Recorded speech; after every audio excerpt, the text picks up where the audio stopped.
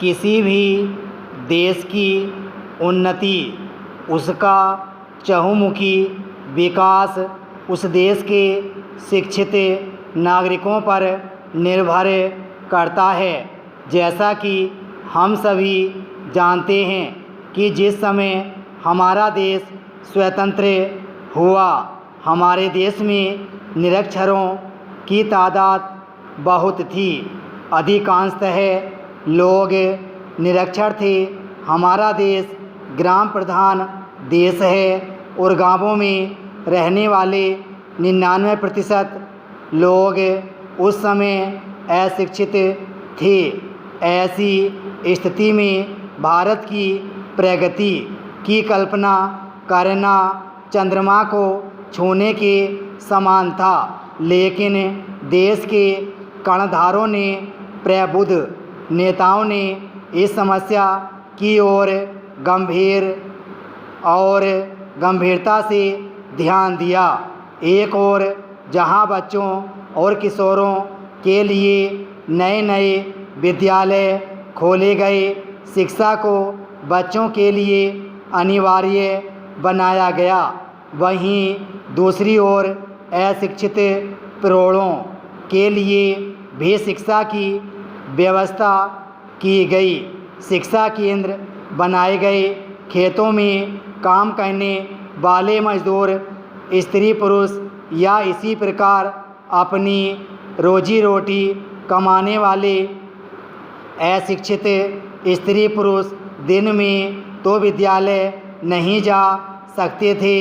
इसीलिए उनकी शिक्षा के लिए संध्या के समय विद्यालय चलाने का निर्णय लिया गया।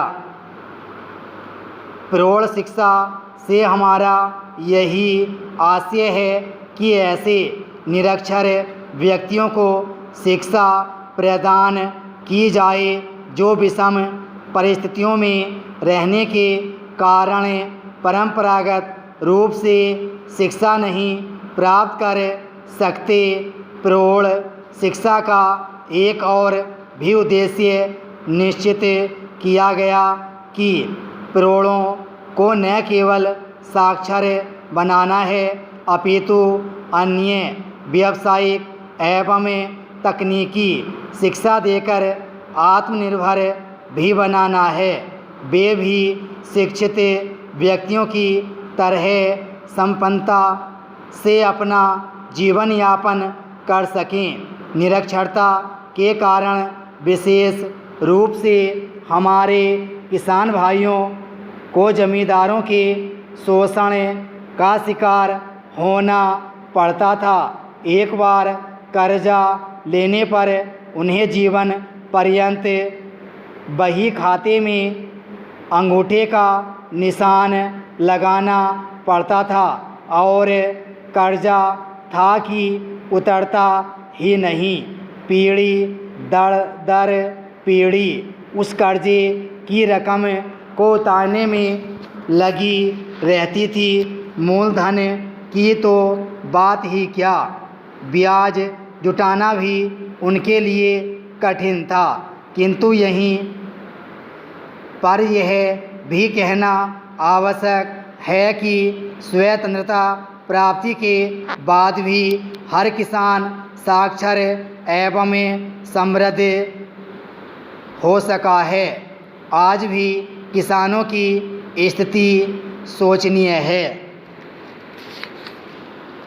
गांधी जी ने भी सर्वप्रथम देश के प्रत्येक नागरिक का शिक्षित होना आवश्यक कहा था। प्रौढ़ शिक्षा के आंदोलन को महत्वपूर्ण भाग बनाया।